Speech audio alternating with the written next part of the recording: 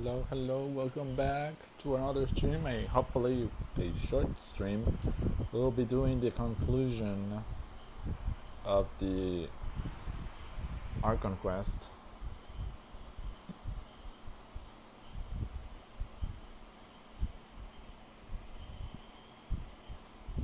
Just a second.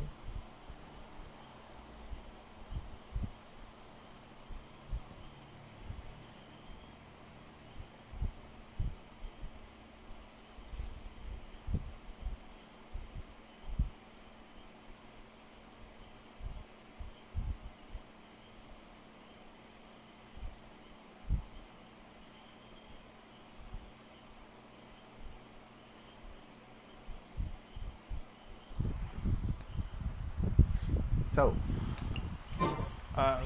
hopefully this is the conclusion and it won't take long because I have work tomorrow.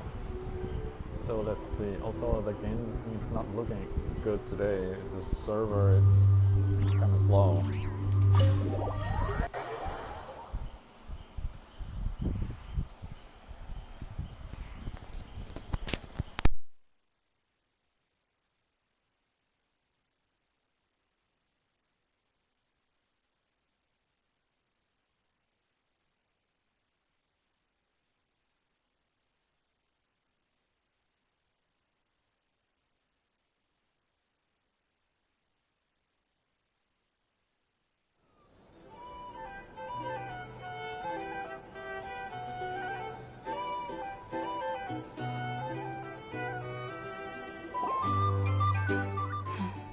This is a thorough plan, but I do have one last question before we take action.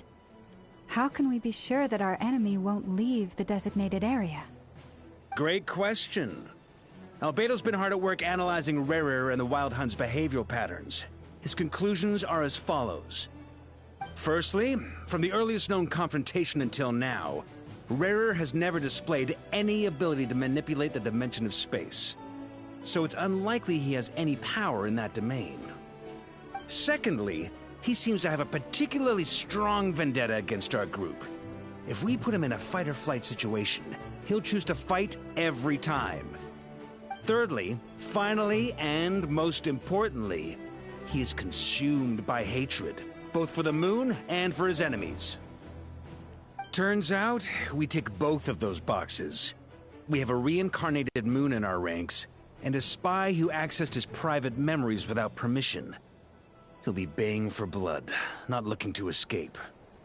As someone who's had their fair share of interactions with the Wild Hunt, those all seem like valid observations to me. Understood. Then I will defer to the verdict of the group. Well, everyone, that's the plan in full detail. Albedo and Duran are carrying out their part as we speak. Plan approved. Scheduling. Okay, any firepower you need, I got you covered. Let's light this baby up. The Frost Moon Scions are behind you as well. And the rest of you?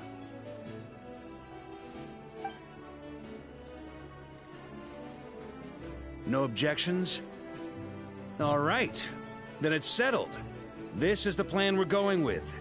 Next up, an old tradition of mine. Anyone who wants to back out, now's your chance. Wait, we can still back out of this? Everyone says things they regret, right? I don't want anyone feeling trapped because their mouth said yes before their brain had time to think things through. A very people-first approach. I hear that's common practice in the Knights of Favonius. Heh. Who'd you hear it from? D-Luke? Shh. We don't use people's real names at work. This contact will be known only as Owl, please and thank you. This plan can only work if everyone does their part. Flint's and I will absolutely support it. We shall indeed. You'll be glad you accepted our help. Also, you are the last person I expected to see here, Miss Dory. It's not often I get called Dory in a work context. My peers usually call me Lord Sangama Bay. So, the longer your name, the higher your net worth. Is that the idea here? In that case, Mr. Flint's here must be worth a fortune. That's right, I know your full name. It's... The walls are thin here. I'd appreciate you keeping that a secret. Okay, fine. I'm actually only here as a favor for someone else. Do you have any idea how much it would cost to hire me otherwise? Oh! Does this mean someone out there actually has the power to boss Dory around? It most certainly does not. We have a long-standing and mutually beneficial business partnership. She's actually the mom of a friend of yours. Said mom supplied me with a great little trinket, but now that lady's ruined everything. If I don't start building a little goodwill now, my whole business in Notcry is gonna go down the drain! Okay. So what exactly is so special about this pendant? It's a lucky charm that a great mage made for me. We have a business relationship, and she was worried that something bad might happen to me. So, she wanted me to have something that can store power to protect myself with.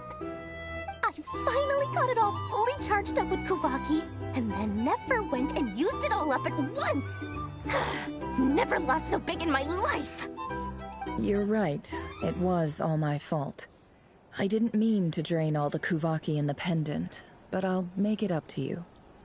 You will?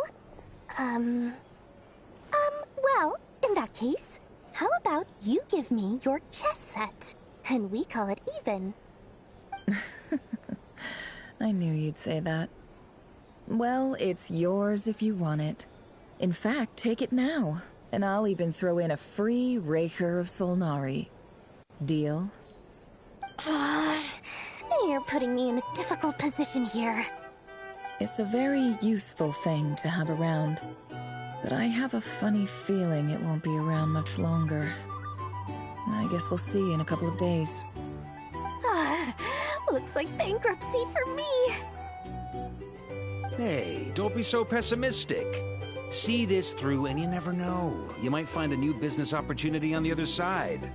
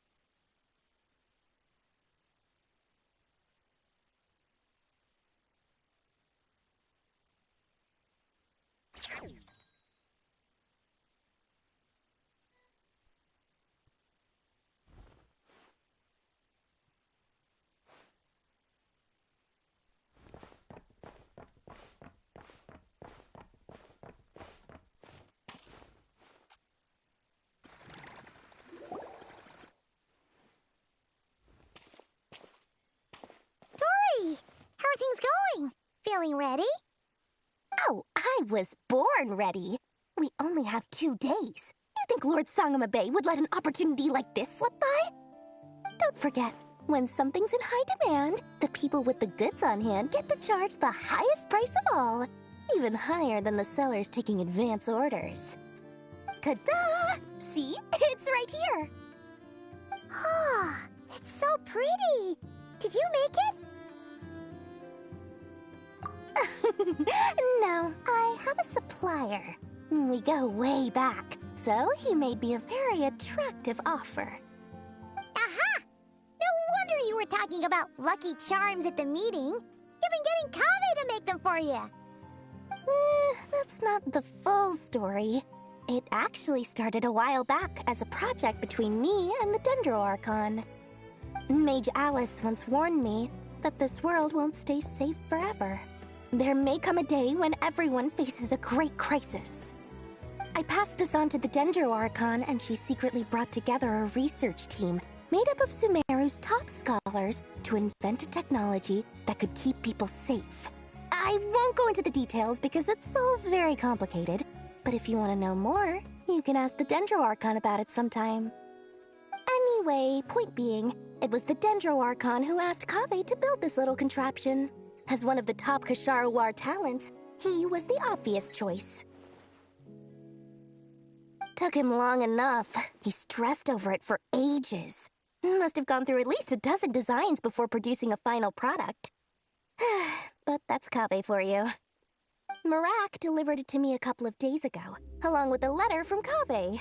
Could I ask why I'm sending this technology to you? And what's your proposed use case? Has it been approved by the relevant authorities? So nosy. My fault for sending him the research permit to begin with. Surely Nahida must have told him you were involved in this project. He was probably just nervous because you're always so secretive about your business. Could be, could be. Anyway, I just replied, let's hope there never has to be a use case, because it would involve grave danger.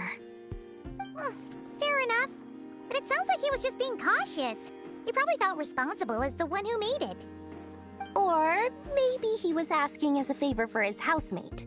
He's done that before. Not sure why, though. His housemate doesn't seem to really care that much about this kind of stuff. Either way, all's well that ends well. I'm just glad to finally have my hands on the product. I wouldn't want to be without it, given the potential dangers that lie ahead. Huh? What does that look mean? Paimon's just super surprised. This must be the first time we've ever seen you actually get serious about something.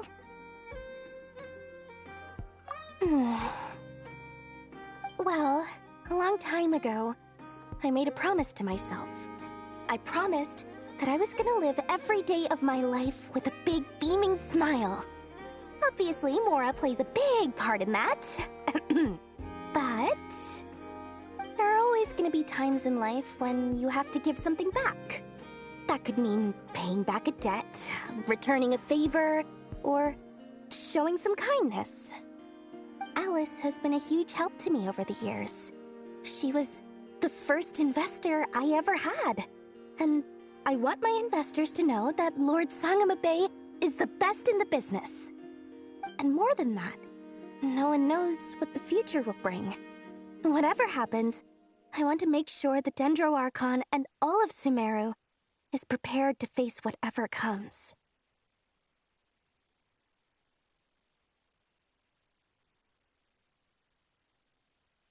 Oh, that? I was just making sure Nefer and I are square. Don't be thinking it was some sort of benevolent act. I'm no saint, so don't treat me like something I'm not. My priority is doing the business that I want to do, so long as my conscience lets me, but it usually does. That's the Lord Sangamabe business model. All right, if you say so. I do say so, and that's the whole point. I'm a businesswoman. Don't go trying to figure out what kind of person I am. You'll exhaust yourself.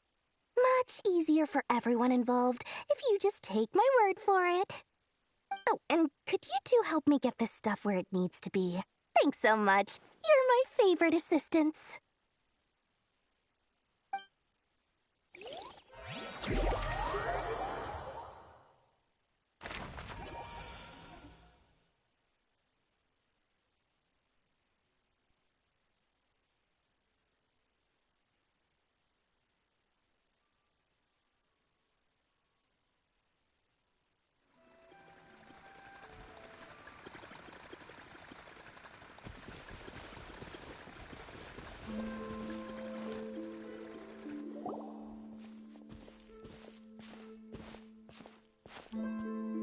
Traveler, Paimon, it's good to see you.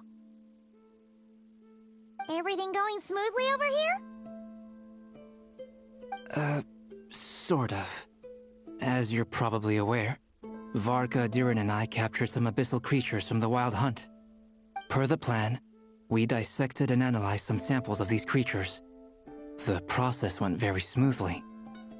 The findings, however, come with some troubling implications. What? You can actually dissect the Wild Hunt? That depends on your definition of Wild Hunt and dissection. Harmless, lifeless. These words are accurate descriptions. The Wild Hunt is an interesting phenomenon. In and of itself, it doesn't seem to possess anything akin to a human personality. But taken as a collective, the medium through which the Wild Hunt is summoned does appear to have a soul. Master griped a lot about the wise Horoptetyr, and seemed somewhat fascinated with the foul Certology. But she barely mentioned Rerir at all. I don't think that was because of his lower social standing, though. Anyway, it's a pity. I should like to hear her thoughts on the nature of the life form he has become today. It's a strange mix. The furious energy of an abyssal being channeled through a fractured physical existence. A consequence of being torn apart by an unknown power. Perhaps the only explanation for his survival in this state is that he sacrificed a degree of individuality in exchange for a continued existence. Oh, sorry. Once I get talking about interesting research, I have a tendency to go on indefinitely. Back to our research findings. Essentially, they confirm my hypothesis. Rerir's corpse is completely contaminated by the Abyss, and the effects are irreversible. You could think of this as Rerir in mutated form. But in my view, even that would be inaccurate. In reality, his whole being has been consumed by the Abyss. In other words, he is now nothing more than a manifestation of abyssal power. Unfortunately, at present, we have no means of completely eradicating abyssal power. Hence, we cannot fundamentally destroy the Rayhir of Solnari either. Oh, that's terrible news! So, that's it? We can't defeat him? Not even if we get the power of the Three Moons? Miss Columbina's situation is a difficult one. She can never achieve wholeness when the world does not accept her presence. It's as if her creator banished her to a place she can never be accepted. It means she spends most of her energy just on her own survival. Given the circumstances, it's only natural to despair. But we must see this plan through to the end. Time to kick off the backup plan. Oh, Paimon almost forgot! This is for you. Dory asked us to bring it. Ah, how wonderful. Well, thank you for making the trip. Durin and I will be heading off shortly. I just noticed Durin has a vision. He obtained a vision, and it's a pyro vision. So he uses pyro. Well, he's a dragon, so. I'm sorry I won't be there to protect you in person this time. Please be careful. All right then. Stay safe.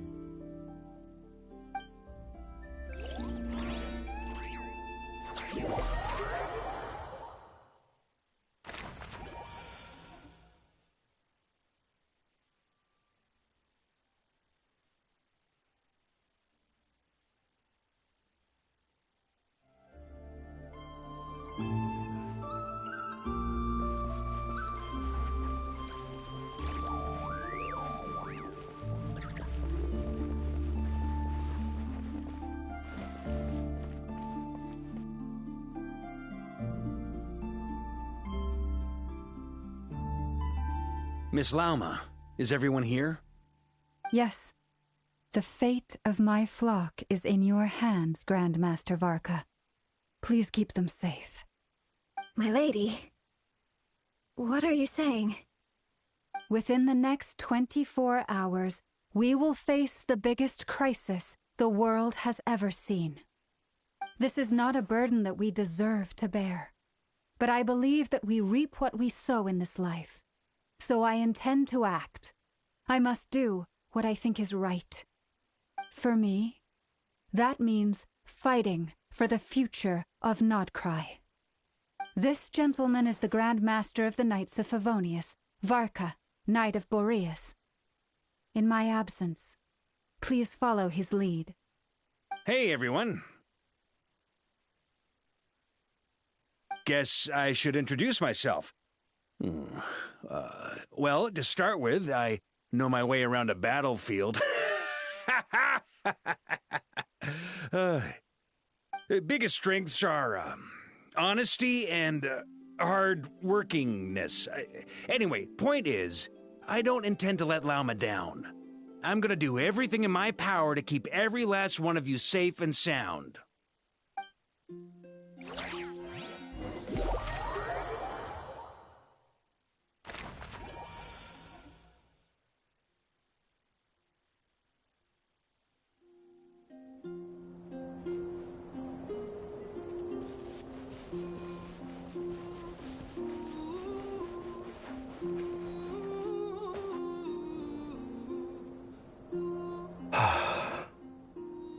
Something on your mind? Miss Columbina, was it? I believe that's how the others addressed you. That's right. Names are funny things. Have you always been called Dainsleif? Yes. I take it your own name has a more complicated history. I have a different relationship with names than other people. To be honest, I'm not even sure that Columbina is my name. At least, not in the same way that Dainsleif is yours. But it's what everyone calls me, and I go along with it. A lot of my life has been that way. I get so used to things that I forget to question why they are so. I never used to think much about where names come from, or what they mean to people. Maybe something's wrong with me. You're different from other people. I sensed it the first time we met. You're more perceptive than most. I'm sure your long life and rich range of experience explains that. Do you ever find yourself missing Conria, Mr. Dainsleif? Difficult to answer. I have dreamed of the past many, many times. Sometimes I'm fighting tooth and nail. Other times I'm lying on the ground, defeated. I don't recall any happy moments from that time. It has been too long.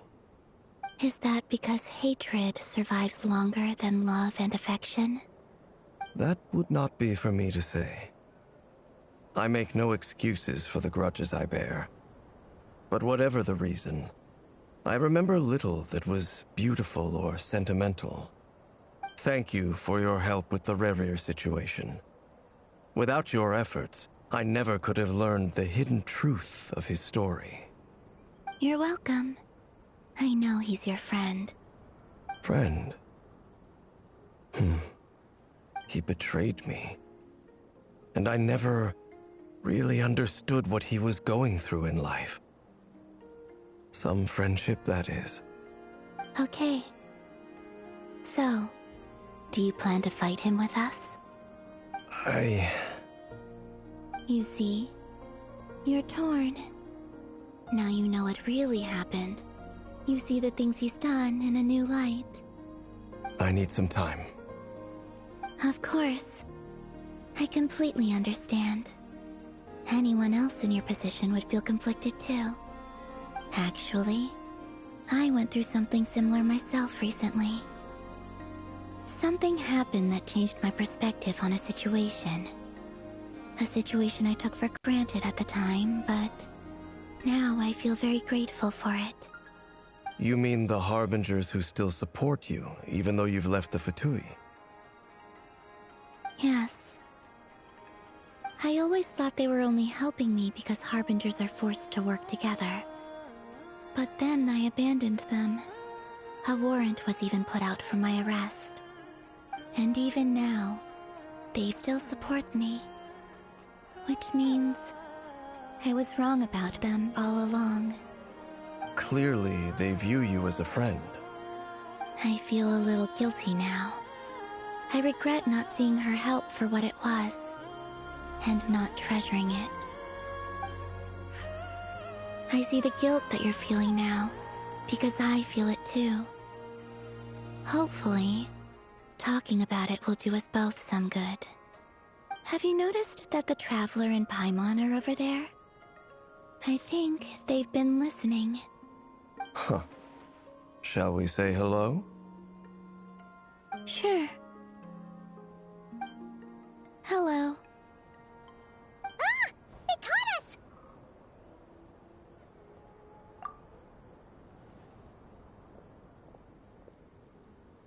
I apologize for making you worry. No doubt you wish to know where I stand on the plan to take down the Recher of Solnari. I'm afraid I need a little time, but I will seriously consider joining you. You will? Oh, thank you so much! Everyone will be so grateful to hear that! They needn't be. This was something that I was going to have to face up to eventually. That doesn't matter to them. They're grateful to you regardless. You can't control their gratitude, so just accept it. And then, have a think about whether you're willing to join us.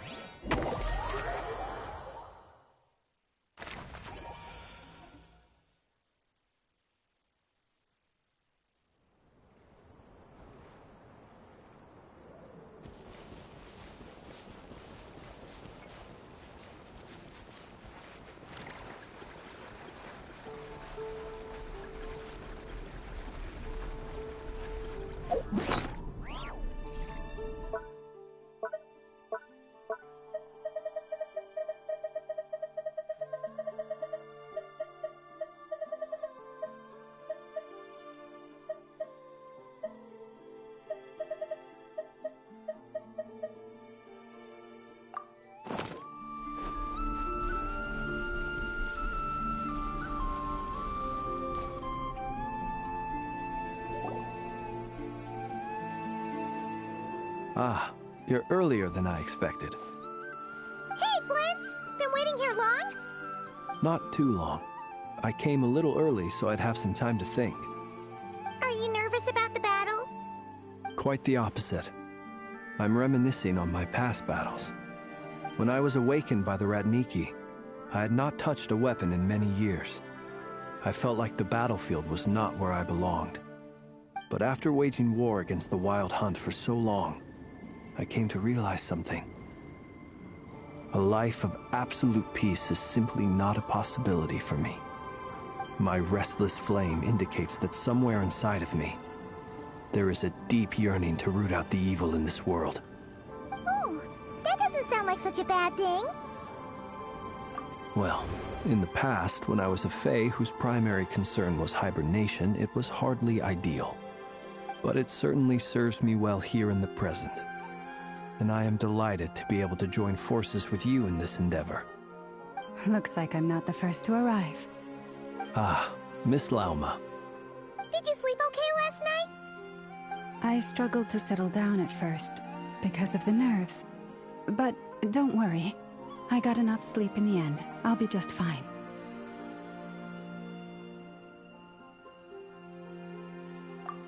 Please, I'm just doing my part. Never! Over here! Aino asked me to relay a message. She said Anefa will be on high alert and keep a close watch over all secondary districts where defense is required, providing support as necessary. Meanwhile, Aino herself will provide range support to us directly, using her latest invention. Excellent. My thanks to all involved. The chest set's looking a little unstable. It won't hold him much longer. We should be prepared to engage at a moment's notice. No sense sitting around waiting. Let's make the first move while we still have the option. I agree. Paimon, find a safe hiding place. Got it! Be careful, Traveler! I will.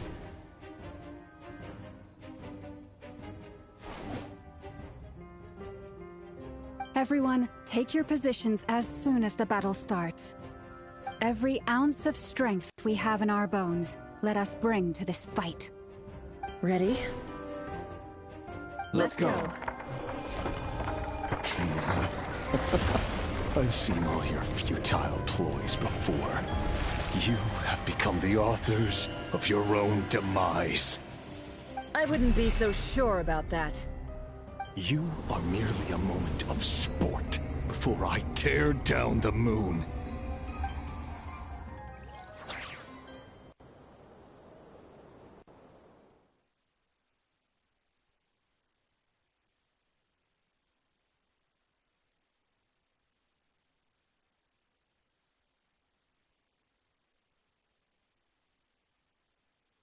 Wait, why does the Traveler has Hydro element power?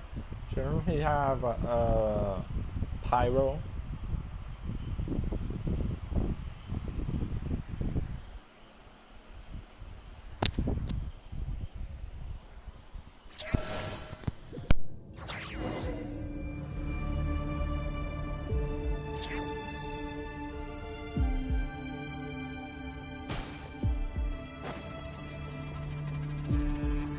Let me help you guys.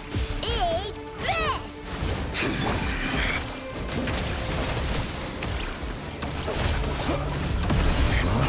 Futile! Hunt them down! The moonlight It all adds up. betrays you!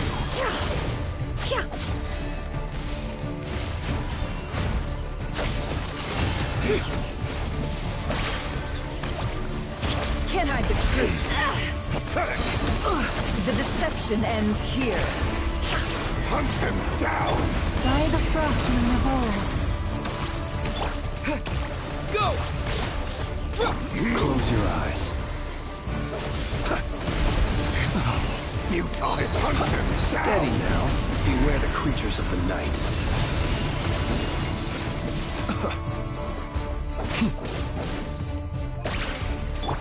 You poor lost lamb. Hunt them down! It all adds up. The moonlight betrays you! Move!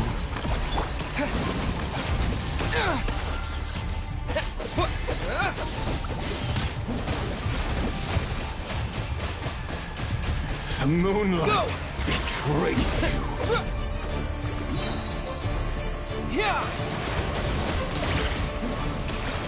Stay your hand.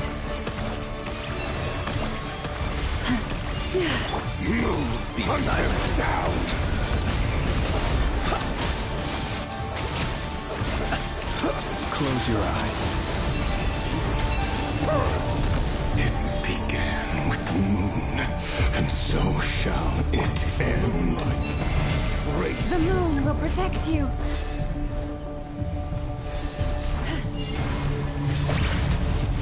move!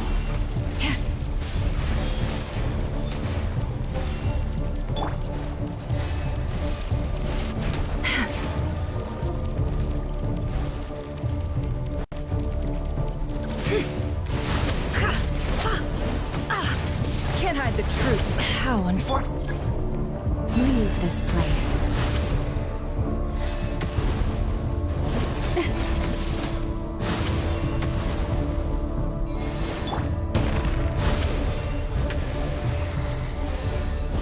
Do you see now?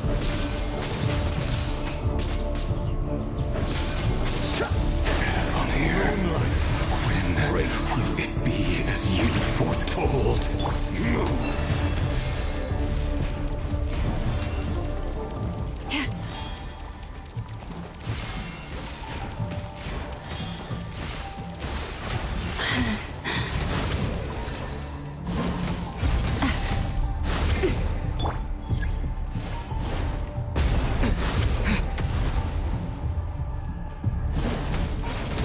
Spirit is not welcome here.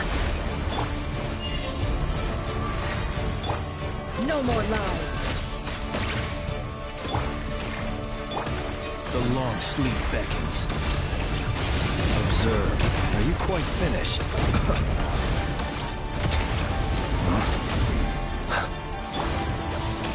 Can't hide the truth. The moonlight betrays you. Move! Seek within. The moonlight. Move! Close your eyes. You poor lost lamb.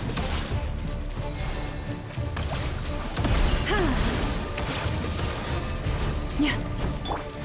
The moonlight betrays you. Go!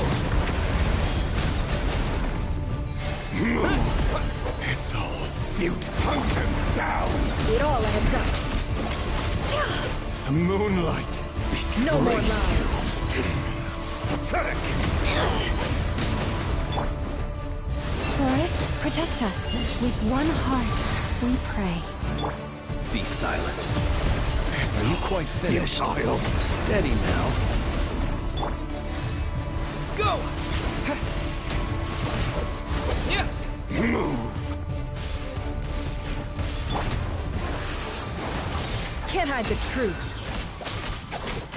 It all Moonlight adds up. betrays you. Hunt them down!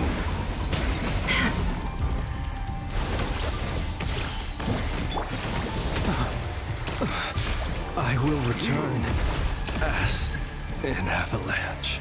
The moonlight. Pathetic!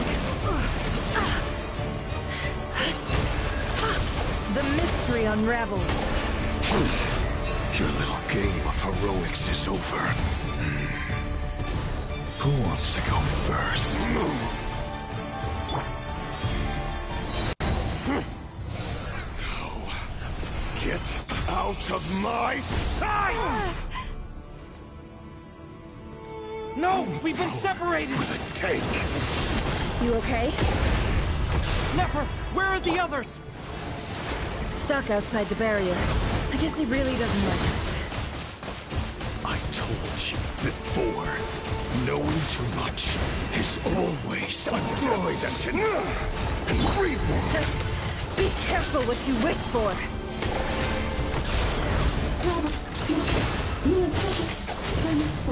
Lama! Can you hear me? Silence. The voices are gone. But at least I know they're still there. I need to focus. Stick to the plan. Remember my most important task.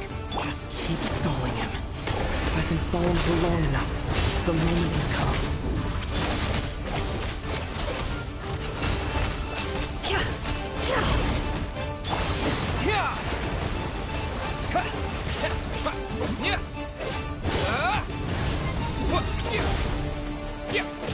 Can't hide the truth. The deception ends here.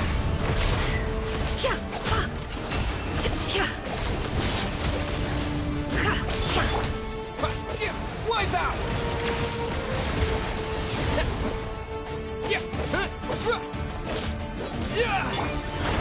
No more lies.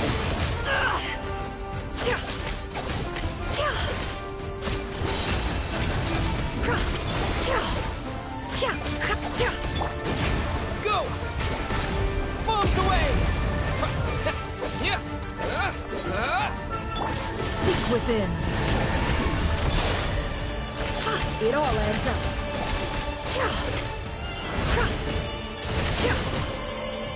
Run or to hide. No more lies.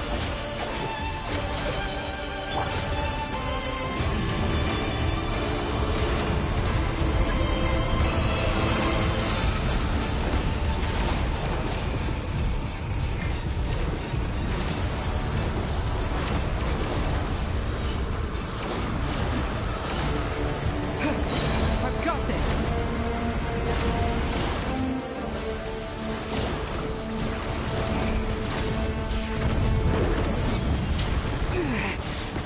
Death within my grasp. I can't keep this up! Don't push your luck.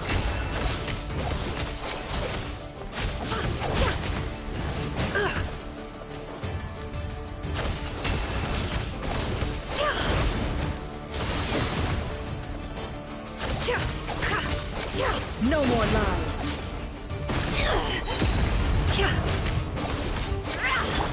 Yeah!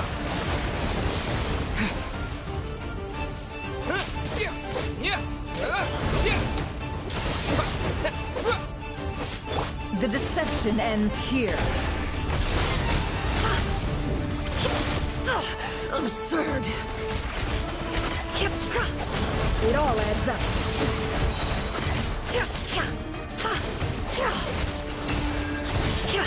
Seek within.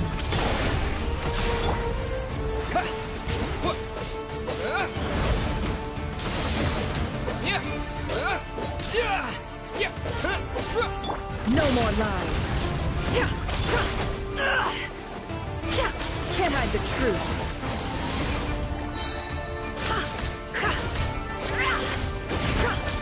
mystery unravels. Bombs away! Water jet!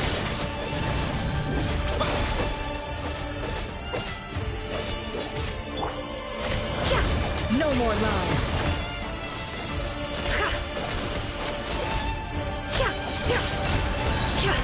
The deception ends here. Wipe out! Water jet!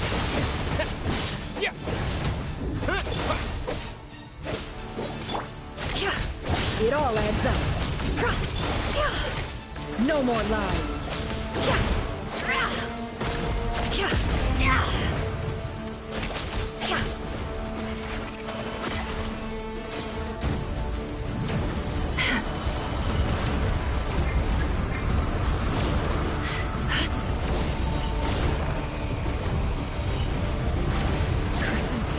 There's no other way.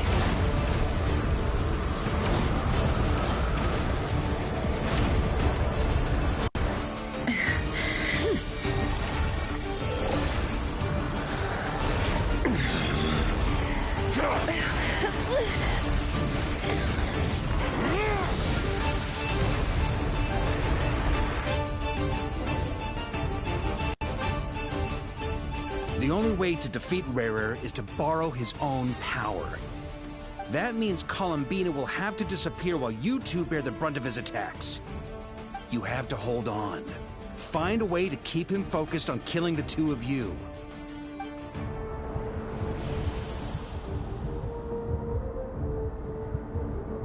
Nefer, your eyes are bleeding. Soon you will be powerless to resist. And then, I will reduce you to dust. But that dust will plague your memories. Come on, keep holding on. Any other tricks up your sleeve? Let's see them. As entertaining as they are, you've backed yourself into a corner. You don't fool me. I see your fear clear as day. I have to stoke his rage. Make him unleash everything. You fear what you could never defeat. You fear the thought of never being able to save your beloved. You cannot win the fight against fate, Rarer. Is that what you think? Well, now it's your turn to feel afraid!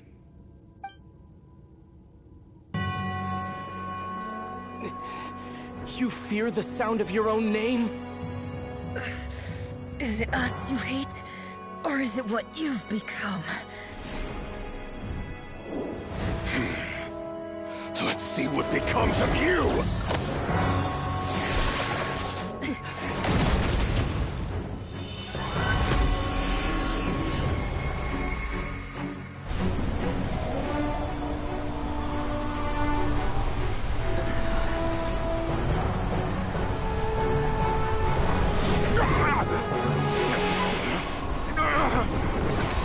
What's happening? That power... I've seen it before!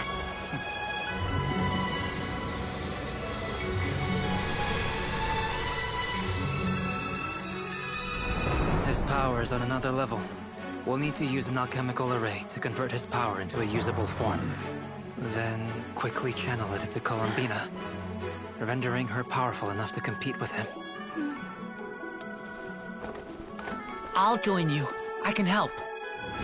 If I release enough abyssal energy into a confined space, it'll create a potential difference, allowing us to extract a huge amount of elemental energy. Next, I'll synchronize with everyone's minds using Pyro, then give you temporary access to their abilities and fields of view. But it won't last long. Can you see? Well enough.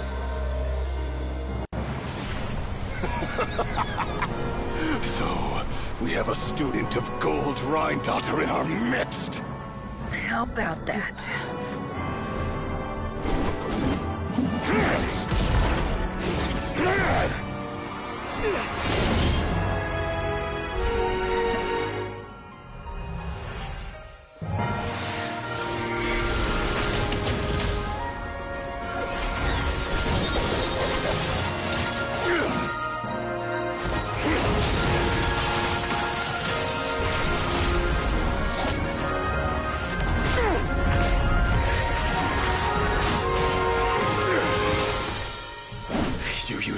power against me?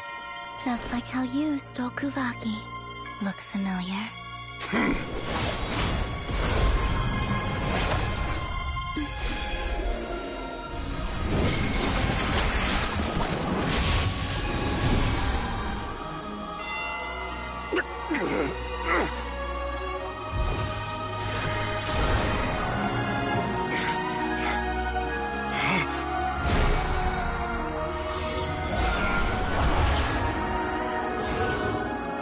Don't you realize?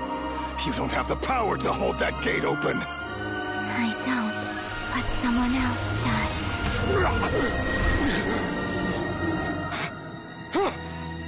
Goodbye, Rerir.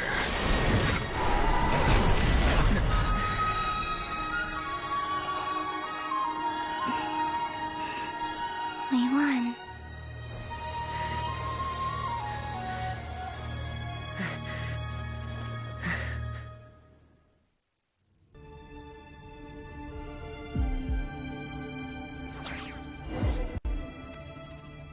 Wow, that was a cutscene, and it began in a moment that I activated a special mechanic.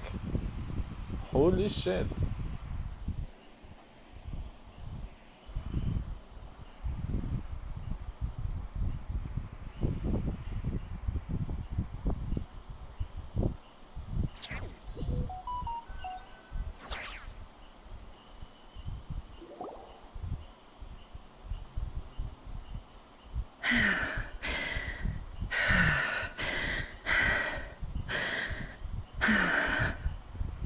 Nefer, how are your eyes? They're fine. Apart from the blindness, of course. It's not too late. Let me handle it.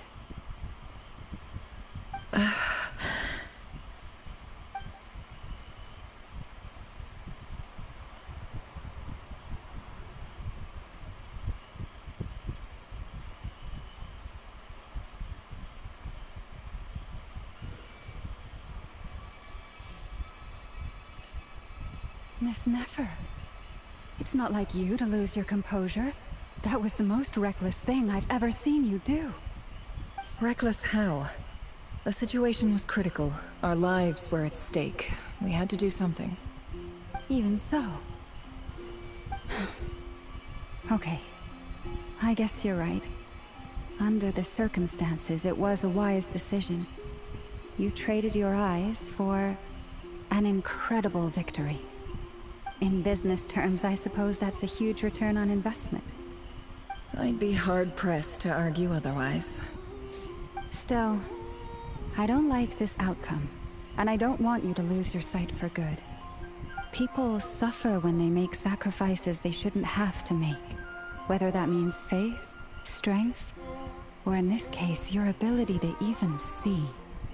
I had hoped you could win without sacrificing so much as a single hair on your head. Thank you. Really. All done. Don't try and open your eyes just yet. We'll see how you're doing in a couple of days. Until then, please follow your recovery plan to the letter. I'll send full details through Yehoda. For now, just get yourself home, relax, and rest. My dear friends, we have fought bravely and achieved a spectacular victory. A dark cloud has been lifted from the skies of Nodcry. All in this land will be grateful for what you have done. The moon will remember this day. Thank you both.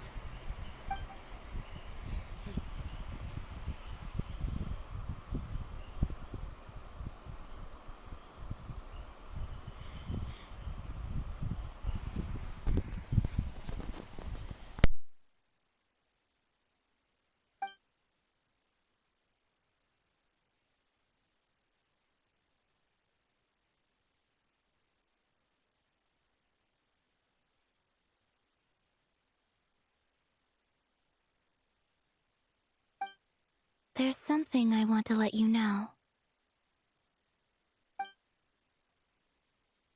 What is it? When Durin connected everyone's minds so I could access their powers, I also felt everything they felt. And since Nefer's eyes were injured, my eyes are hurting now too.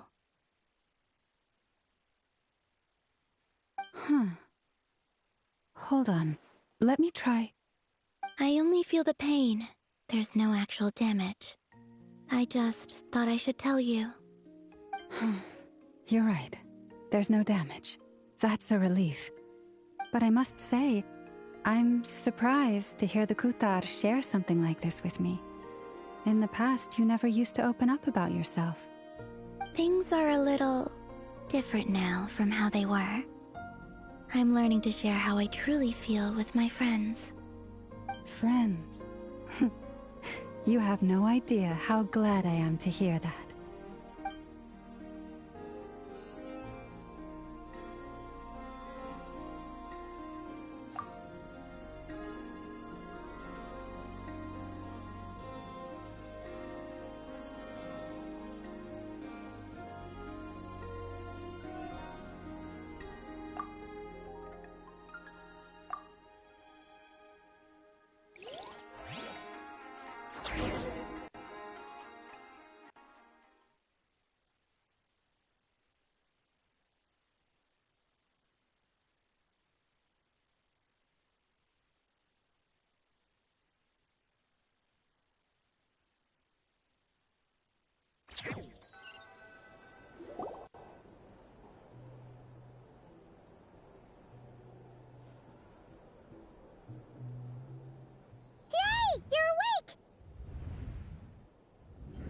How are you feeling?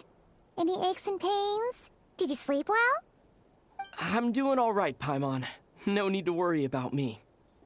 Phew! Well, that's good.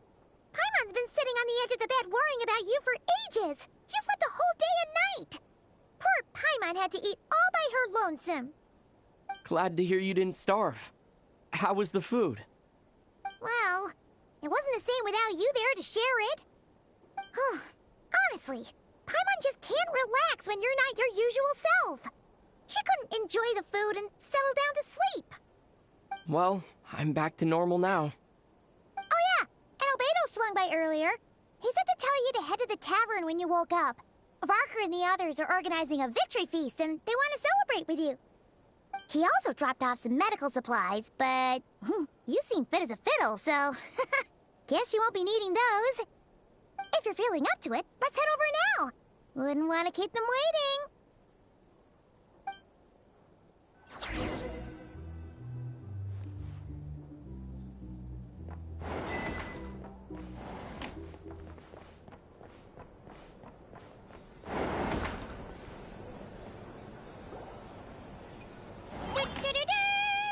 We're here!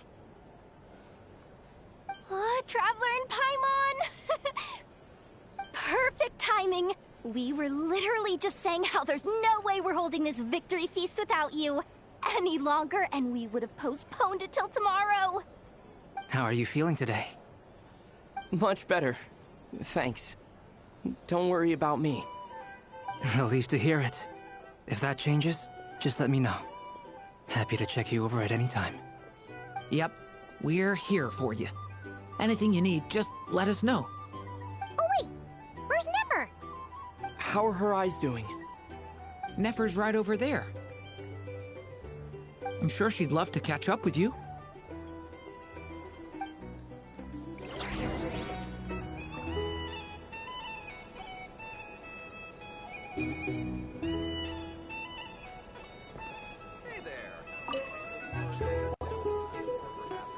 Hello, you. Recovered from the battle? Come on, what do you mean? Of course I'm gonna ask.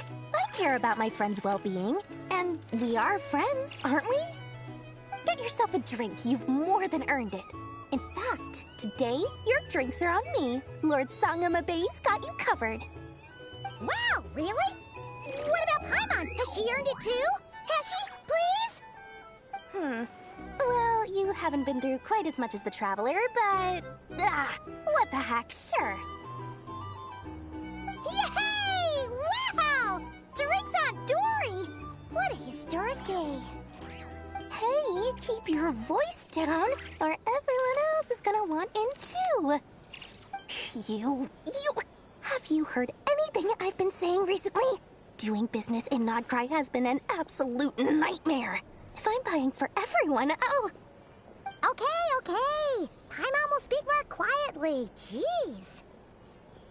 That's more like it. Don't you forget, Lord Sangama Bay doesn't just go around buying drinks for anyone and everyone.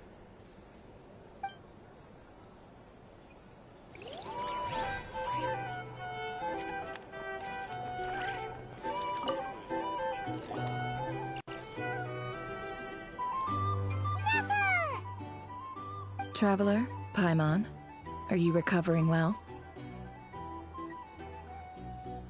Turns out that moon chanter has some real talent after all. My eyes were mostly recovered after just a couple days rest. I can actually open them again now. Yeah, but you gotta be careful. Lauma says not to strain your eyes while they're still healing. Yes, thank you. I'm well aware. Yehoda, could I borrow you for a moment? I could do with an extra pair of hands. Oh, sure. Coming. Did you hear that? I gotta go help Lauma for a second. You guys chat among yourselves. I'll grab us some drinks on the way back. Paimon, you still like 'em sweet? You bet. Make it extra sweet, because Paimon's earned it. Sure thing.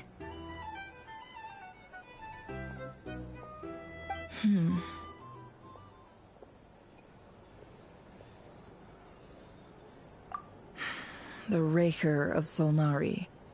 Kind of a snake, don't you think? No, definitely a snake. A poisonous one who spewed his venomous hatred everywhere. Anyone who seeks revenge out of hatred for other people has become a snake. That's something my dad used to say. Perhaps.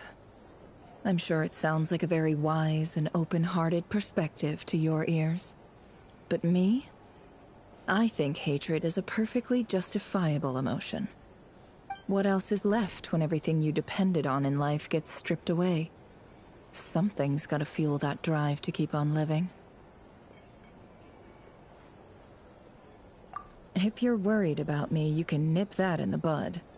I'm not someone who gets stuck in the past. It's just... I suddenly feel like I was wrong to call my father a liar. He was just a fool. That's why the Academia turned their back on him, and why the other tribes ganged up on him. Oh, Father.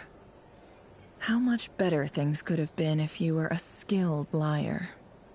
Look at the Ibis King. Thoth is a fiendishly cunning liar. And yet, strangely, he feels more like a father to me than my real dad ever was.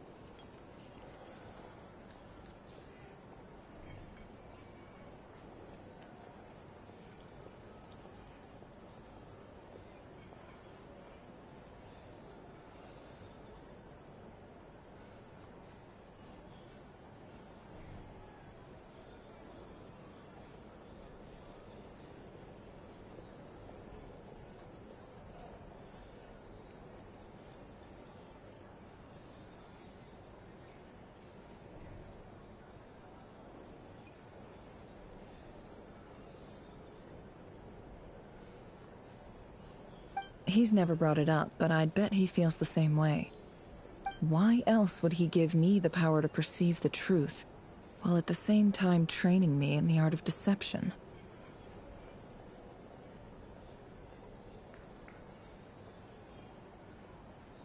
Well, King Deshret banished him to Aru, which is essentially a prison, and posed 3 questions to him.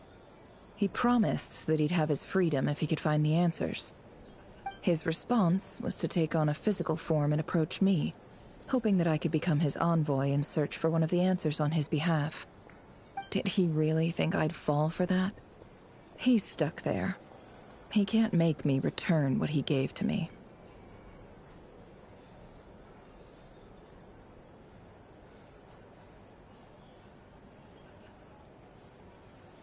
So that's enough for you to decide he's nice, is it? He's a prisoner, and he was scared.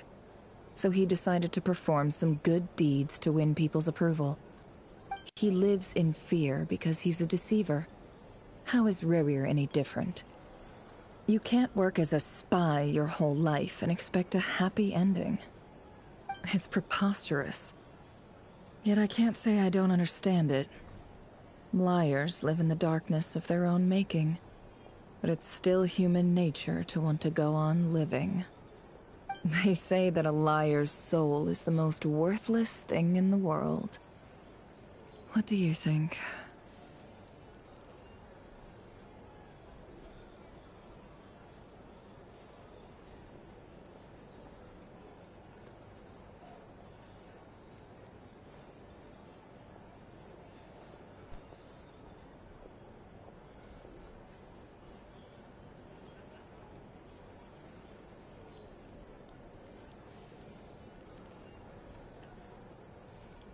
Good. If you understand that, it means you're smart, and you see things objectively. If you ask me, the soul of a liar really is worth nothing, because all they care about is themselves. For example, when something good falls into my lap, I don't go sharing the news around. Stops other people trying to steal it from me.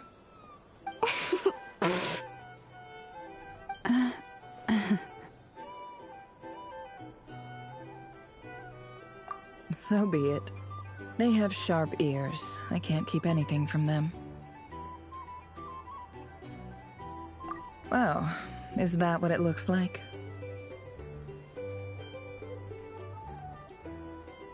Well, you all know my past now. And I can't simply eliminate everyone who knows too much. So I guess I just have to put up with you. For the foreseeable future, at least. When you find yourself in a situation you can't control, the safest play is to keep calm and start monitoring everyone involved like a hawk. In the intelligence world, you need to have a sense of perspective and play your hand accordingly. If you understand what's at stake, please ensure my secret is safe with you. I trust you'll respect my wishes as a friend. But don't forget, I will also be watching you like a hawk. Very good. Oh wait! Now that the panic's over and we've all calmed down, Paimon suddenly remembered something. After all that build-up, our mystery ally never showed up even once!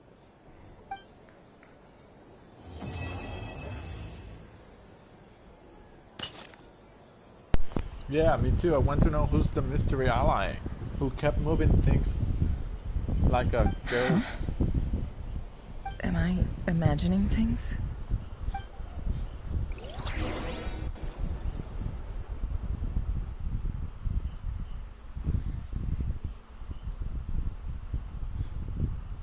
Wait, Mr. Ally?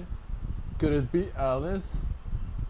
She on the Not Cry teaser trailer, she was shown, like she appeared saying that she needed things to be done, or things she had things to do in Not Cry, so it probably is Alice. So, That close colleague who stayed behind with you? What's he been up to recently? Don't know, don't care. I get more normal human interaction from hanging out with Bosco 2 than him.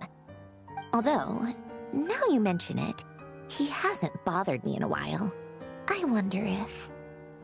If he's disappeared without a trace, it's the biggest gift he ever gave to the world. But I somehow doubt that's what's going on. He won't lie low forever. So we'd better stay on guard.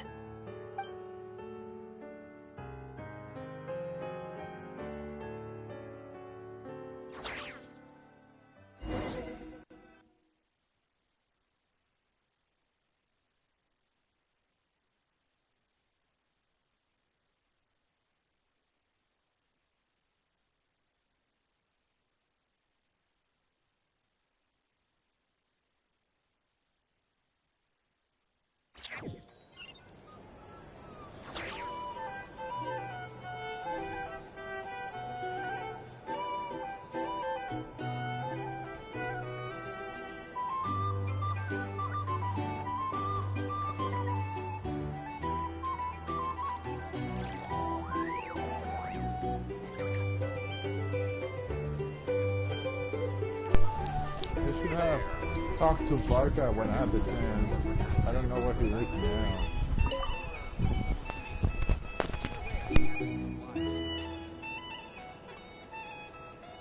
Ah, Lord Sangama Bay. How lovely to see you. I must thank you for the device you provided. It was an enormous help.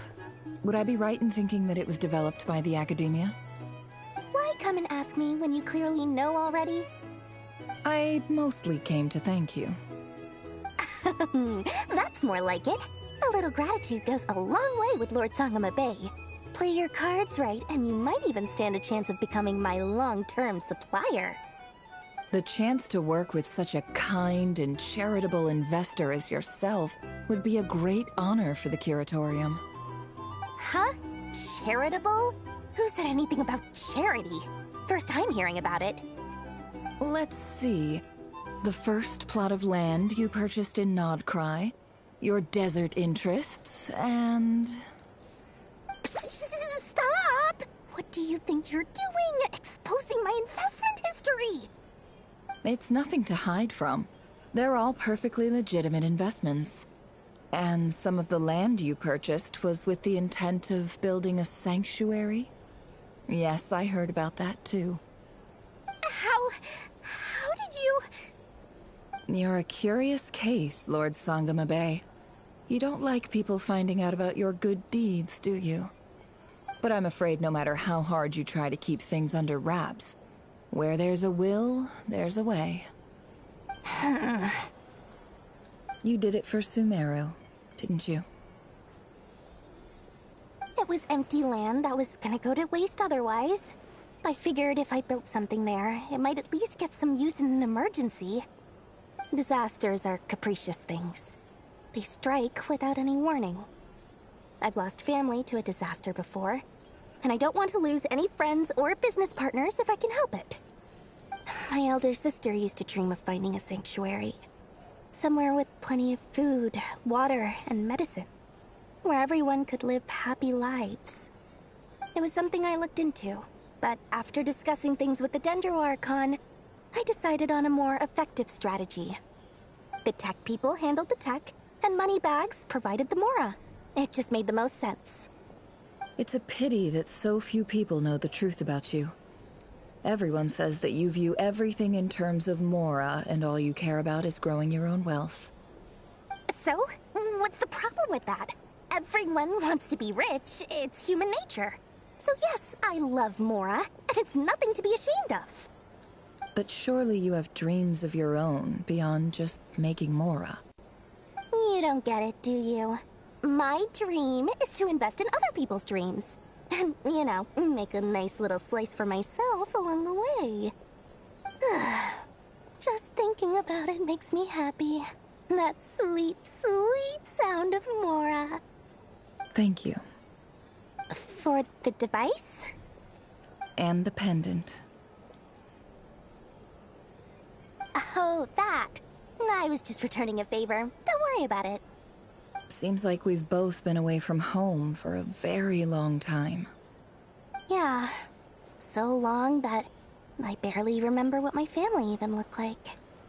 That would be your mother, father, and sister? Yeah, though it's been years since my sister passed away. It's not like I want to forget them, obviously, but memory can be even more ruthless than the most calculating business person.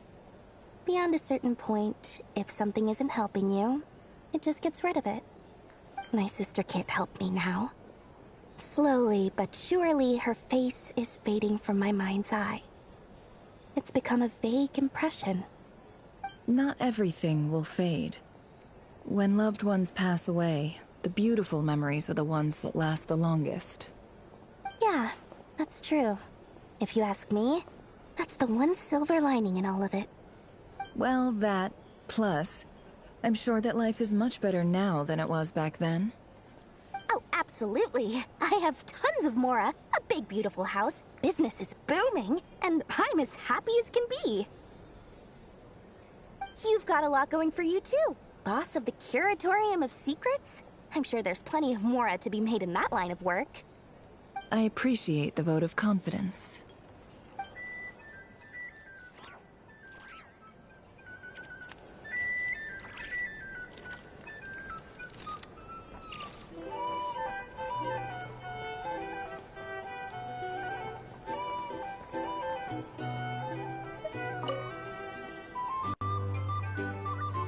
How have you been holding up? Any adverse reactions? If you start to take a turn for the worse, make sure you tell me right away. You don't need to worry about me, Grandmaster. I'm fine. I mean, I barely did anything, so... What? You're too humble, young man. You played an indispensable role in the battle for Nodcry. We can't thank you enough for your support. Sometimes, when people praise you, it's because you deserve it. The best thing is to accept it calmly and with grace. It's important to learn how to respond to words of admiration. Let's do a quick demonstration. Albedo, that was an incredible feat of alchemy. The pressure was on, but you worked flawlessly at lightning speed to get the job done. Thank you. I can't take all the credit, though. Durin played a big part in forming the alchemical array. See? Did you catch that? A masterclass in how to take a compliment. Oh, okay, yeah. I did work pretty hard to help prepare for the battle. No point denying that. Hey, you guys! Hey, look who's bounced back. Looking good, Traveler. Seems like you've recovered. You won't need to take any more medication. Can I get you a drink? Huh? You know how to order at a bar now? You've sure learned a lot recently. Handling a drinks order is ridiculously simple compared to alchemy. Don't worry, I'll blend into society yet.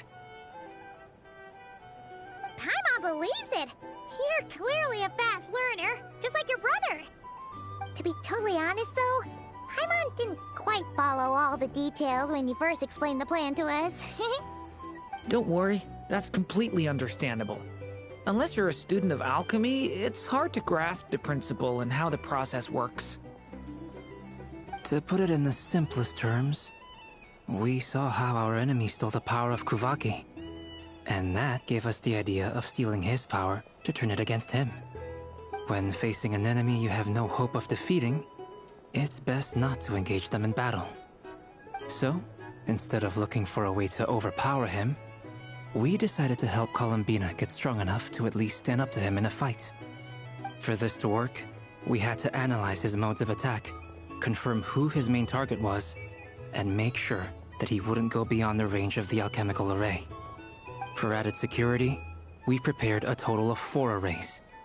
But to mitigate the impact of the battle, we identified one location in particular as the ideal spot, which is where the confrontation took place. The alchemical array absorbed his abyssal power. Then Durin processed it to render it usable by Columbina. That power enabled her to do what would otherwise have been nigh on impossible. What surprised me was that Dainsleif actually agreed to join us.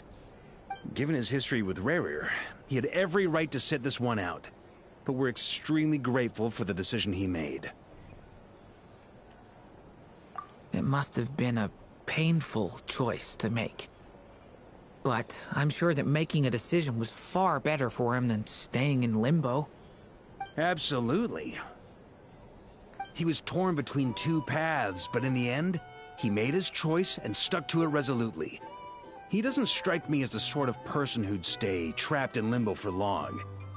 Anyway, however you cut it, everyone gave a stellar performance. And now, it's time to kick back and celebrate.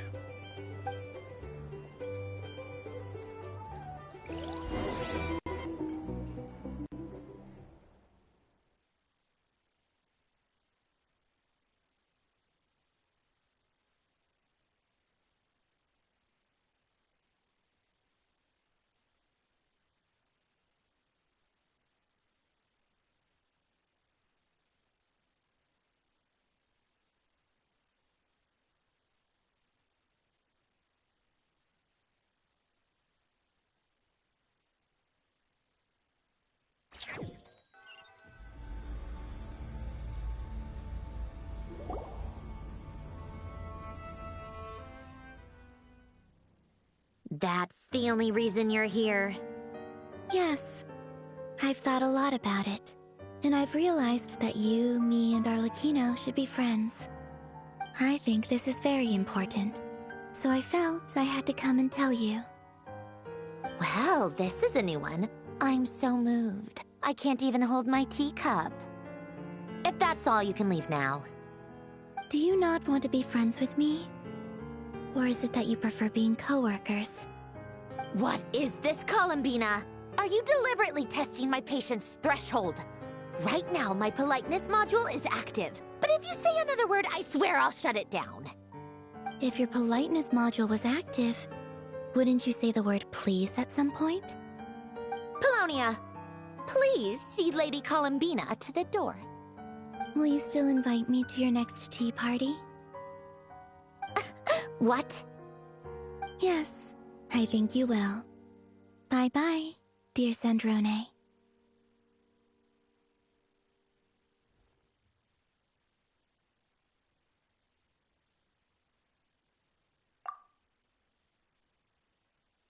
Last time, the Wild Hunt escorted you out. Would you rather I handled it myself this time? We just wanted to, see how you were doing now that it's all over. Why? Out of concern for my safety?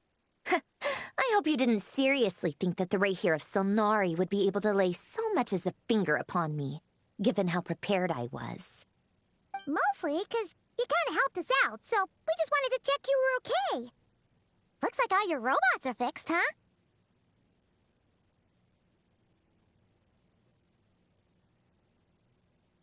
Oh, don't you worry about that. Tea time is already a write-off. The visitor before you managed to kill my appetite.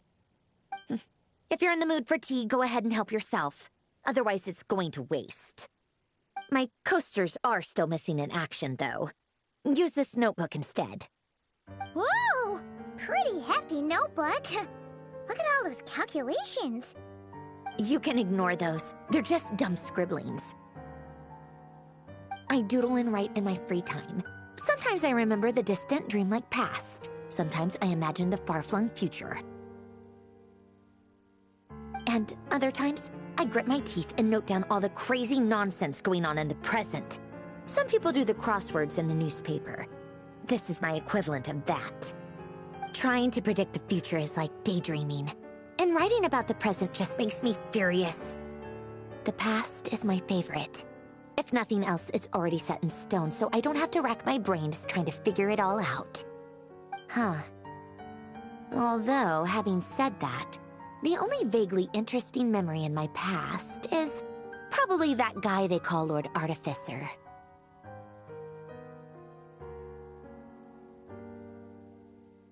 Who else? Pretty much all the mecha in Fontaine are his personal handiwork.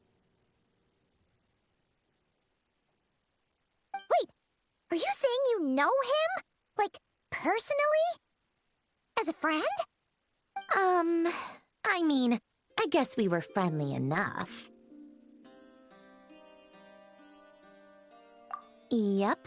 In fact, I'm probably the only normal person left who knew him at all. We used to chat occasionally back when he was still around. Before he passed away, he asked me to destroy all his manuscripts. I honored his request, but I did read through everything first before destroying them. I mean, I couldn't let the genius of Lord Artificer Alain Guillotin disappear like that. Would have been such a waste. So, that's where the formulas in your notebook are from? I just told you. Those are my equivalent of crossword puzzles. They're just dumb formulas that I solve for fun when I'm bored. Alain's work was like epic poetry. The formulas in my notebook are just silly little riddles in comparison. Not that there's anything bad about them. I mean, at least, solving those riddles isn't going to hurt anyone. Except me, because I lose a few brain cells in the process. Anyway, while we're on the topic, I might as well tell you about what happened to him and his friends. Alain Guillotin had two close buddies, René and Jacob. They spent their childhood years together in the Narzissenkreuz Institute. They were all quite competitive, so there was some rivalry between them, but it was a friendly rivalry. But beneath the friendship and the rivalry ran something deeper, a sense of nostalgia for the past. Unfortunately, childhood would end, the prophecy would come true, the apocalypse would arrive, and the future would never be. A mad dream that would normally only capture the minds of lunatics began to take root in their hearts. A dream of saving the world. And if René and Alain had been people of lesser wits, that dream would probably have ended up as something for them to joke about in their older years. But alas, they were some of the sharpest minds around. They nurtured that dream with the full power of their intellect, and it grew into something that ate away at their souls. The first of them to fall under its spell was René. Against Alain's wishes, he persisted in experimenting on a mutual friend of theirs to try and save their life. Alain did not approve and parted ways with René. It's complicated. Alain wanted to believe that René only did what he did for the sake of their friendship. But when he told me about what happened, I could tell he still had some suspicions about René's motives. Perhaps the seed that would grow into a nightmare had already sprouted in René's mind. Even then. The next time they met, René's soul had been completely engulfed by the dream of salvation. His futile attempt to change the tide of fate only resulted in a wave that swallowed up the world, even before the apocalypse came. And although that wave died down eventually, I hear that it just recently came back with a vengeance. As I understand, René wanted to live out his dream of salvation once more. But I'm told that the attempted resurgence finally died out for good. At long last, René awoke from his deluded dream. Though of course by then it was far too late. What do you think of René? Do you admire his transcendent genius? His view that any price was worth paying to achieve the lofty goal of saving the world? Or do you despise him? Dismiss him as an evil madman who wrought havoc on the lives of everyone around him as he pursued his delusional dream? Same difference, really. Just a matter of perspective.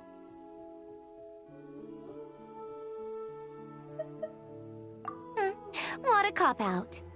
But I suspect you'd have a more incisive and insightful answer if we dug into it further. I don't like fanatics who give up their whole lives for their ideology. Nor do I like fools who let their delusions take control. Maybe I could understand if René had just been an ordinary person. But he had a sage-like intellect.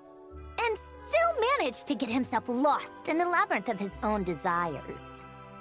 Anyway, that's enough about Renee. Now, moving on to Alain Guillotin, the Lord Artificer. He managed to put a stop to the first storm whipped up by Renee. But after that, Alain lost his friends and family. To his credit, I suppose, the loss of his family and friends was purely a tragic accident. It's not like Alain sacrificed them for his cause or anything. After that, the only thing supporting his work was the same dream that had dragged his closest friend down to the abyss. But although the desire to save Fontaine drove him to found the Fontaine Research Institute, Alain continued to reject any form of transcendental knowledge or power. He was suspicious and fearful of it, having seen the way it had affected his closest friend. I think that formulas and machines derived solely from human intellect were the only thing that gave him a sense of spiritual comfort. Yet Alain's intellect was simply too great. It barely left him space to breathe in his lifetime.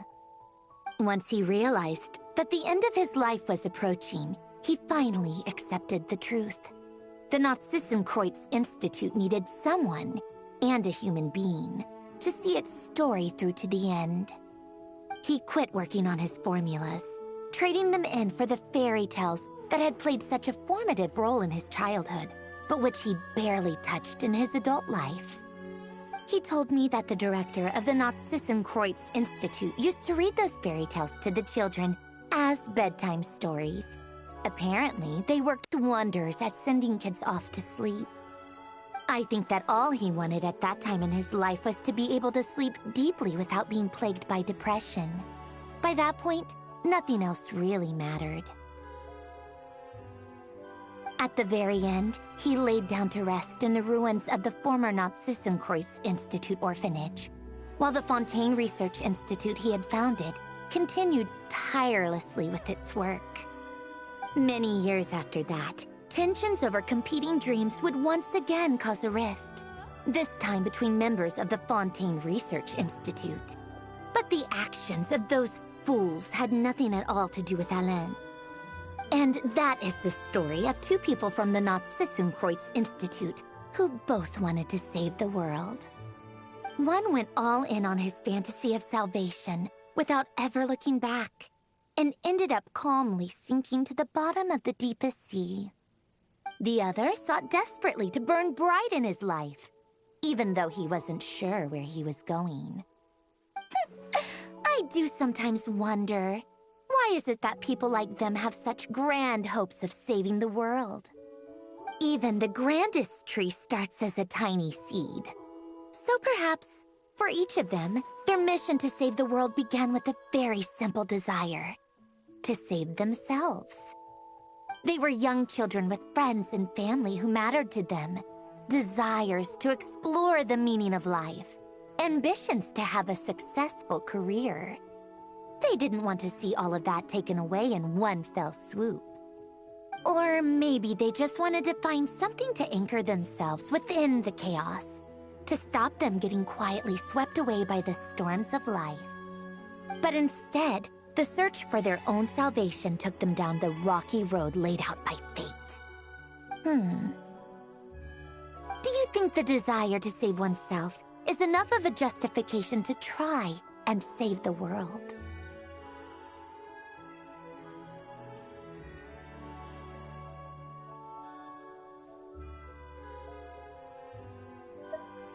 Sensible answer. Glad to know you've got your head screwed on straight. Alain would disagree, though. I asked him the same question back when he was in his prime, putting all of his energy into his work. Yes, it's enough. No elaboration, just a quick, short answer before getting right back to his work. He was always that way. All right, tea time's over. I owe Arlecchino a favor for telling me these stories. I'll have to bring a whole sack of gifts the next time I visit the House of the Hearth. I'm gonna go tinker with Polonia now. You guys can do whatever you want, as long as it doesn't involve interrupting me. Polonia, exit hibernation mode. Begin diagnostics.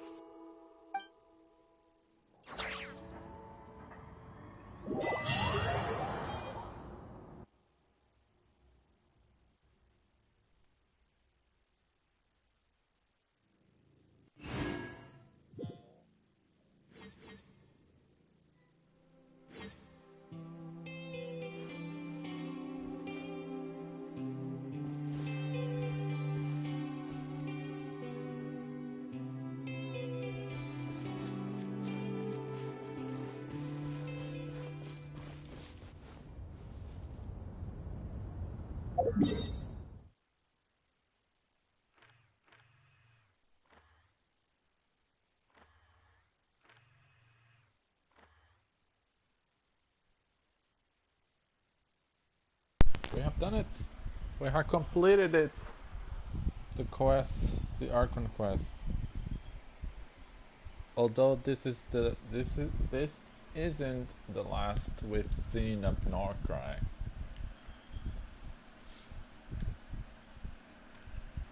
There's a new area that's soon to be released.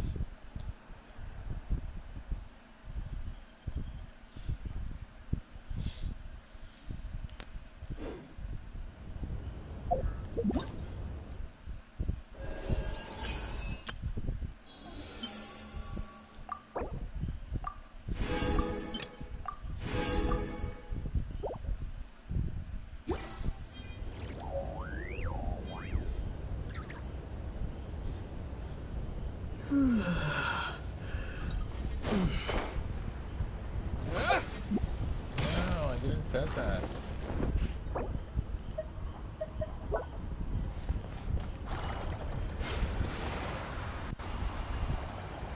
The Kuhenki.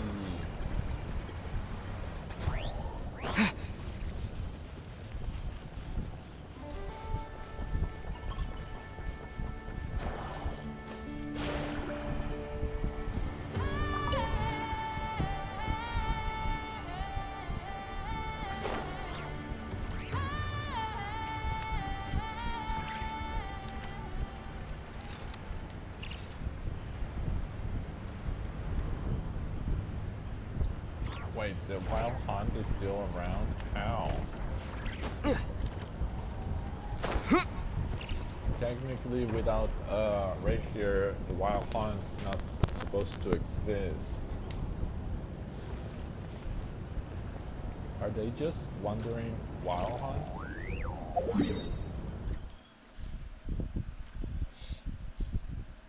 Anyway, I'm trying to look forward in that direction because I want to show you the area.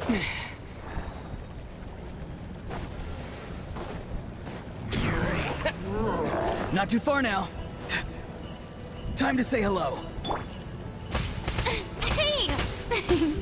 May I present? Up and away!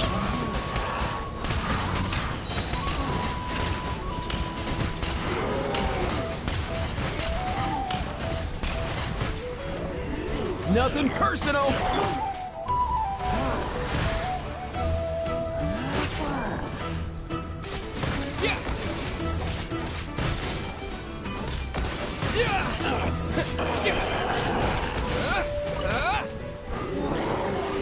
Be free! The show begins! Let my name echo in song! Go! You're free now! Let's go!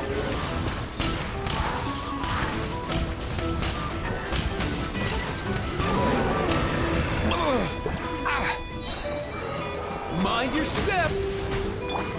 May I Farewell!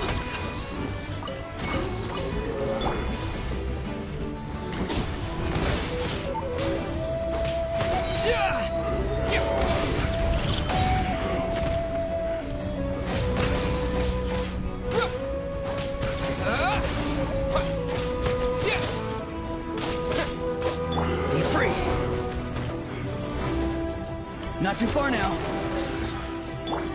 The show begins! Up and away!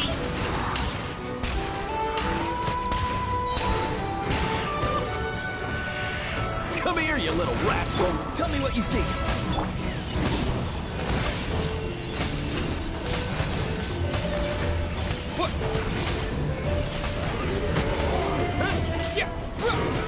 Farewell. Oh, real?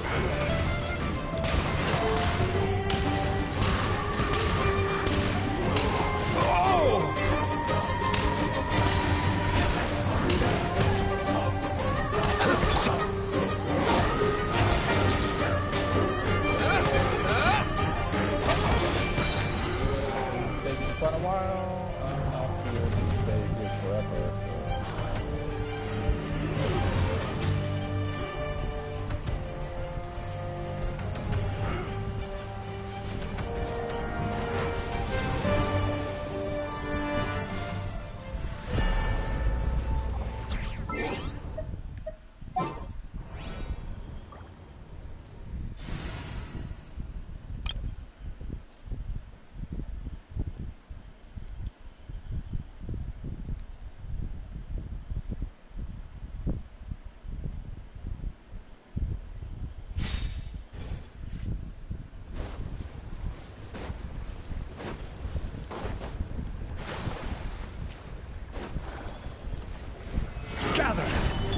Illusion shattered!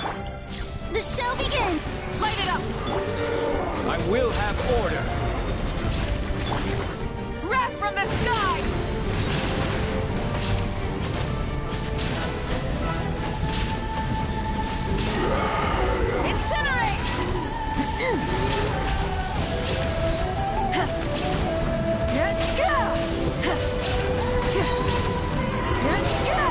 Light of the blazing sun!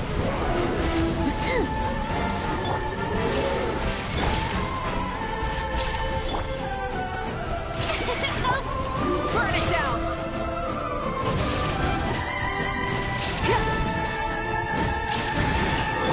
There is no escape! Pyroclastic surge! Full throttle!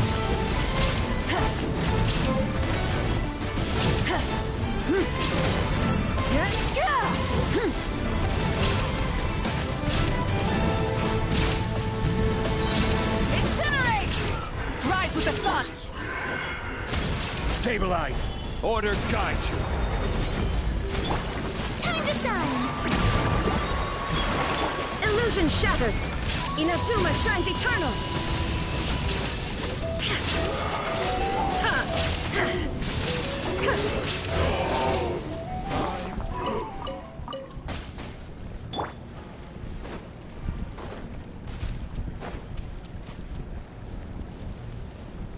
So let's go to the top of this tower.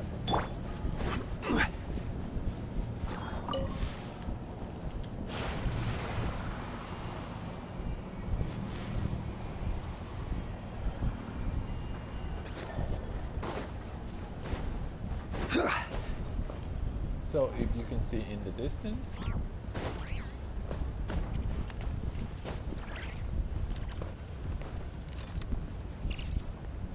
there's a tower over there along with some buttons. That is a new section of Nutcry that soon will open. How soon I can't say. I don't know if it's going to be in the next update. Osman, this wine tastes the same as I remember.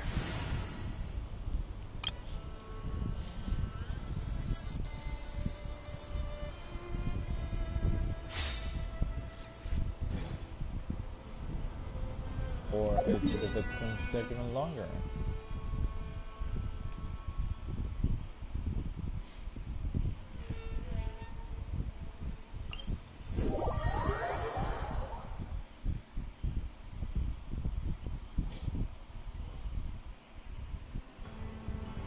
Oh, I have better view here. Yes, so that over there. It's definitely some new area that soon will be opened. Also that direction, it's heading towards Snezhnaya, which is up here. Apparently, because Notcry is basically a territory that it's that belongs to Snezhnaya. So Snezhnaya is either up in this direction or straight up here, or it also could expand in the direction of Fontaine, so it will cover this area up. Fontaine, suppose it could cover up this area too, that is above Mondstadt. But I'm willing to bet that if this is not dry, this section here is not dry because it's going to be this area here. Snezhnaya could be either to our left, there's plenty of space to build there, or to our right. But if it's to our right, there's not enough space to build in Snezhnaya, because that space is near Fontaine. So I'm going to place once this new area is open, I will start placing bets to where Snezhnaya is going to be.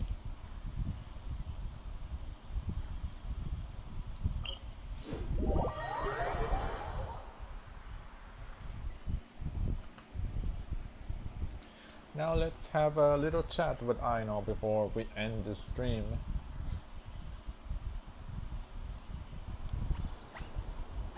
Did they sort out everything with the deer?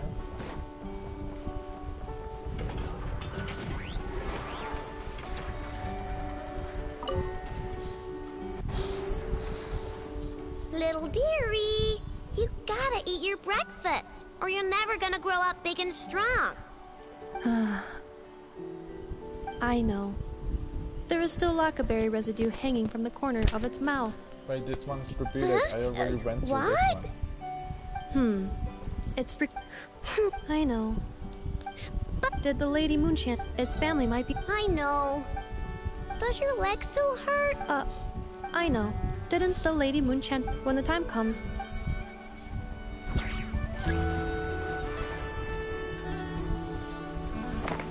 Oh, that's why. Because I have to go straight to Lauma. But where is Lauma? Is she... Oh, wait.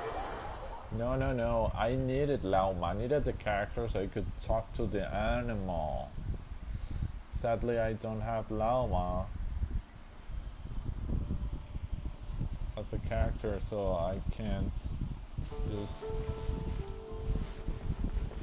pull her out and have her talk to the animal. Finally, some progress at last. Now, to somehow put all these things back where they belong. I know. There's petrified seeds of an ancient tree, fossilized animal bones, colorful stones, more deposit boxes that people buried for safekeeping, wish boxes, letters with photos enclosed. Well, weasel thieves have a different perspective on value from us. It seems like this one just bagged anything and everything that grabbed its attention. The seeds and rocks will be easy enough to deal with, but those storage boxes and wish boxes will have been buried with the express purpose of digging them up at a later date. Thanks for the kind offer, but I've already engaged another slightly more mature weasel thief to handle this. It will be in charge of moving all the items back to their original spots. After all, the kid's heart was in the right place. Making it put everything back where it found it would break its poor little heart. But won't the other weasel thief you hired tell the first one everything? Hopefully not. The little one prefers to live on its own and act solo, so they're unlikely to meet. It also has a short attention span. Give it half a month, and I'd be very surprised if it still remembers anything it dug up. I speak their language, and I've had the privilege of their company for a long time. It's only natural that I've come to understand them, no different from making friends. By contrast, Other people can't understand what animals are saying, so they're bound to make mistakes when trying to understand them. That's why, in a lot of literature on the topic, phrases like bestial nature are rife with negative connotations, while human nature is seen in a more rounded light.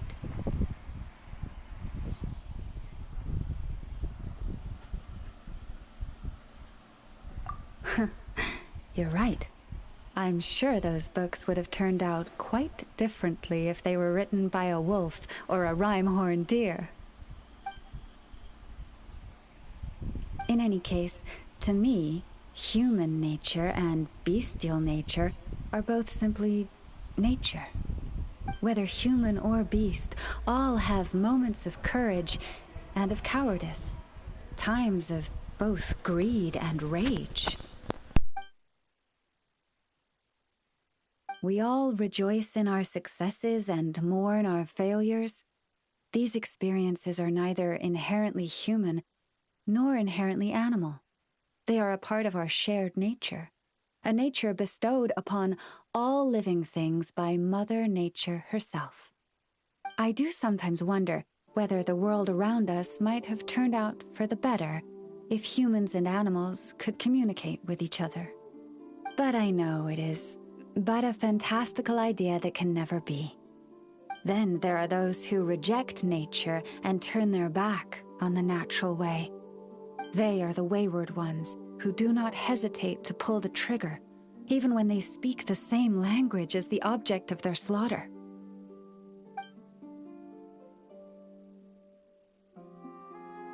Yes, child. I know you can protect yourself, and that you are far fleeter of foot than they. Do not worry. No one shall harm you again. Ah, how time flies. I should get back to sorting through that pile of treasure.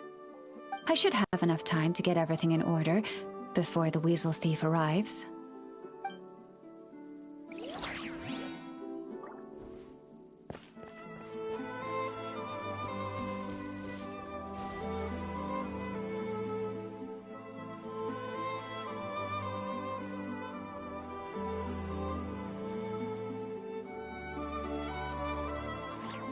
Well, with that kind of view, I'll be ending the stream. Thank you so much for watching. I'll be seeing you next time.